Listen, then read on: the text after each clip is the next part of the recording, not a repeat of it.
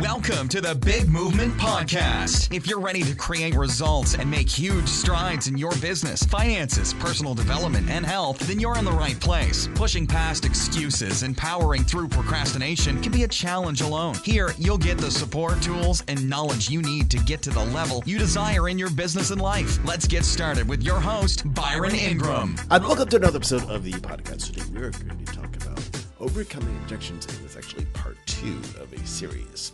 So, in sales, getting an objection is simply part of the game, and that's all it is. But how you handle it is totally up to you.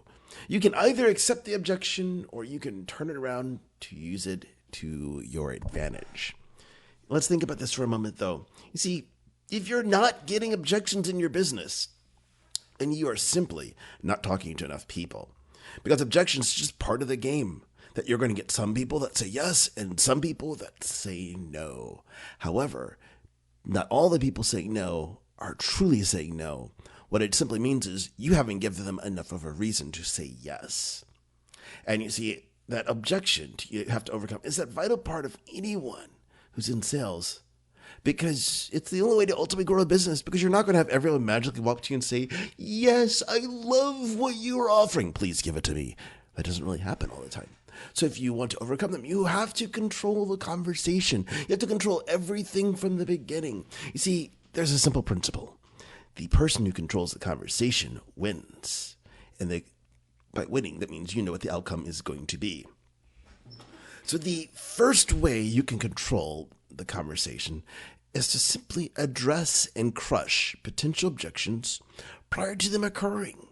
You see, sometimes we wait far too long, and we've given our prospects time to think of the objections, like, ooh, I don't like this, I don't like that. Well, for the most part, objections are going to be pretty standard amongst all the people that you're marketing to, especially if they're your ideal client. There shouldn't be any variables.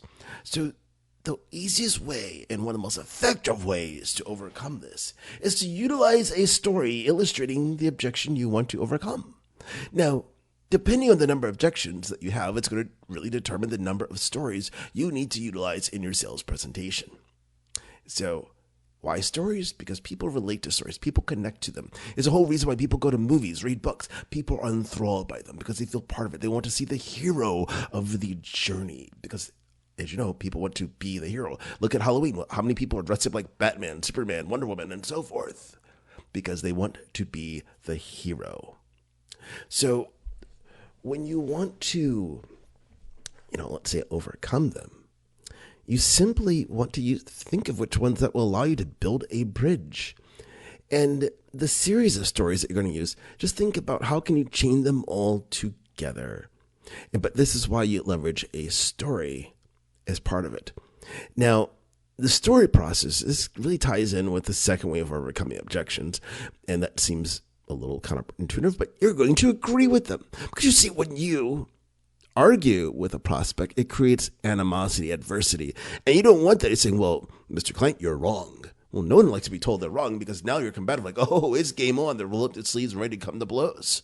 Versus saying, you know what? I totally agree with you on this.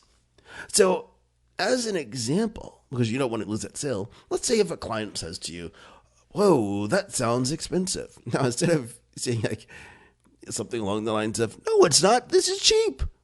Well, they're looking at one thing, you're looking at another. So you need to, guess what, use a story here. So in this example, a great response would be, you're right.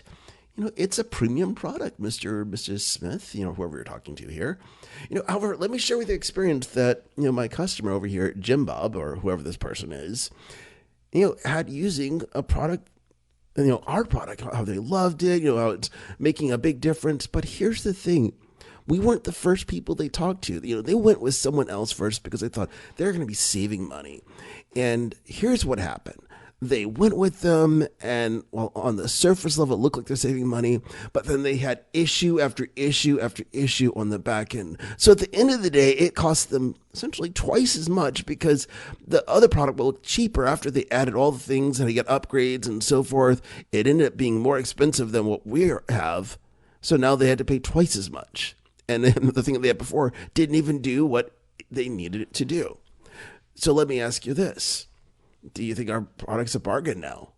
You can be able to phrase it in different ways along those lines, because now they start seeing value. Like, whoa, no one wants to go through pain, because what in this case, in this example, that is bringing up pain someone had to go through, and then you use it in such a way that people can visualize, like, oh, I don't want to be that guy. That sucks. Ouch. I feel for him. Like, okay, let's just go with you, because if you're going to save me this type of pain that I don't want to go through, let's just do it.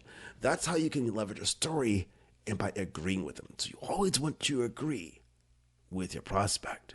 Now, granted, if they're just outright wrong, you just have to be willing to walk away. So let's just get that straight. There's sometimes you have to walk away from a deal because the person just wants to kind of rob you blind and say, I don't want you to make money. I just want a deal. Well, guess what? You're in the business to make money. So you have to walk away from that. Now, the third way is to make an irrefutable offer. You see, in many cases, when it comes to, having that product, that service out there, a prospect just hasn't been given enough justification to say, yes, I want to purchase this. So this is the reason why bonuses are offered with various products and services. Alone, the product itself is not enough to persuade someone to part with their cash. But you see, with the right bonus, it becomes a no-brainer. A great example of this, is if you look at online companies like e-commerce offering free shipping. So if you look at the companies, they're going to offer something over a certain order size. So let's say that a company's going to say, well, if your order size is over $50, well, then you're going to do that. Here's another great example. Amazon does this quite often in different products they have.